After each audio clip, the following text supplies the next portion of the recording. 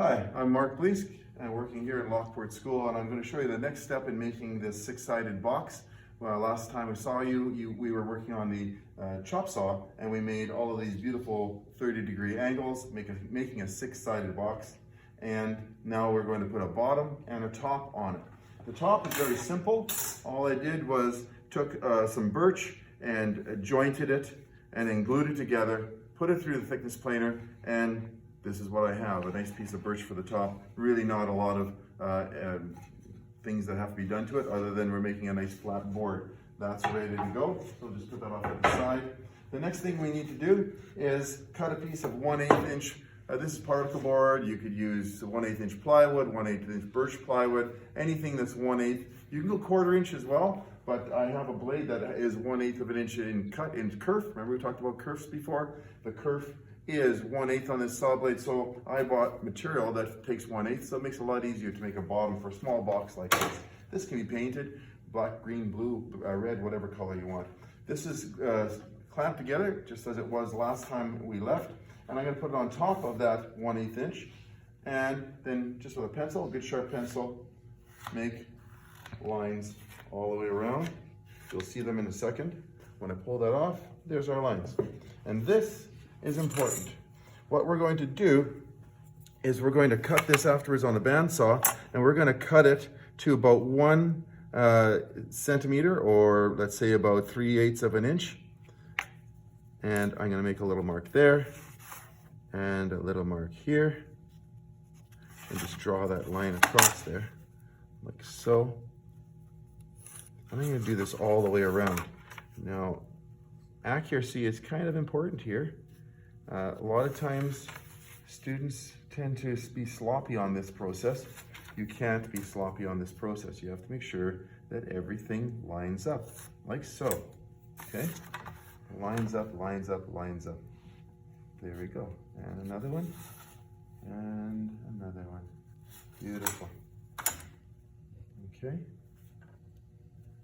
And I'm going around. So what's gonna happen is I'm gonna be putting in a groove into the wood that I have here that is going to be called a dado, D-A-D-O. And a dado is a groove that does not, cut, that does not go all the way through the wood.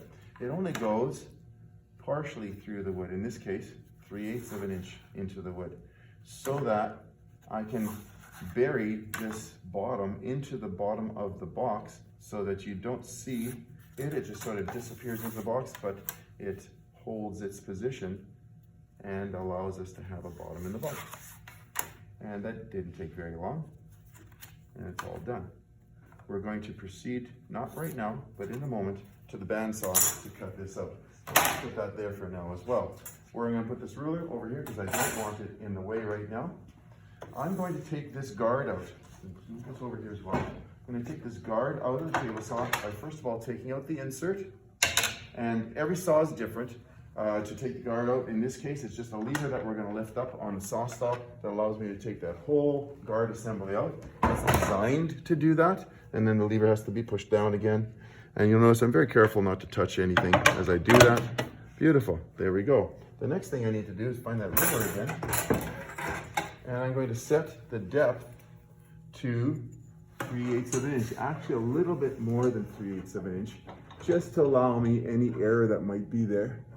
So, and I bring the blade up to the topmost cut of the cut, and there we go. Just a little bit more than 3/8 of an inch. 1, 2, 3, there we go. Beautiful. Okay, so once that's set, and it's right on the money, again, I'm going to take this apart. The band clamp comes off by doing this. There's a little lever in here and another one here. I just give it a little bit of a wiggle, wiggle, wiggle, and the whole thing just comes apart like so. Now, you might want to look at the wood and the grain of the wood to see how it matches. So if you want to make this come, see how that matches like that? So I maybe want to look at that as I put this together so that those colors match up really nice. Look at that, see? So you can be a little bit picky with your design now. So you see how that almost, let's see, where's that gonna go? That's gonna go here, and that's gonna go here. There we go, look at that. So now we have all the way around, that matches. It's nice, right? So if you take a little more time putting it together, you're gonna have a nicer product in the end. Just slow down, look at how the whole thing is gonna go together, and then put it together so that everybody says, whoa, that person spent a little more time and thinking to get this project done. So I'm going to now put these in order. We're not going to worry about that so much because we know that they all have an order. We can glue it together afterwards. Put that over there.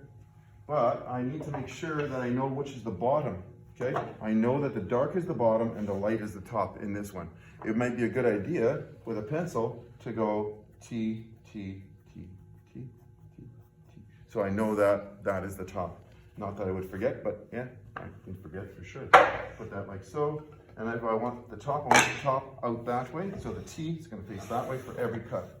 Now I'm going to move the fence in so that I have approximately 3/8 of an inch on the bottom coming from the top. There we go. Lock that down.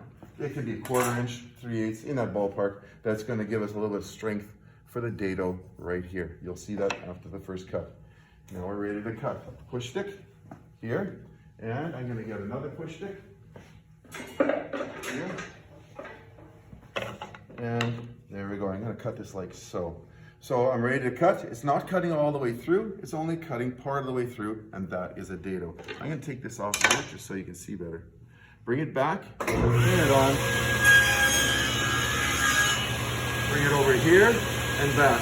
Notice how I don't put my hand over the blade when I'm using the table saw, especially now that I don't have any other guard than my brain and these push sticks. There's no other guards now. So the best guard I have is right here. Use it. Very important to use that brain of ours. And again, I'm going to push it through. Bring it around over here. You can have somebody grab it over there, but I prefer to do it on my own, that I'm totally in charge of it.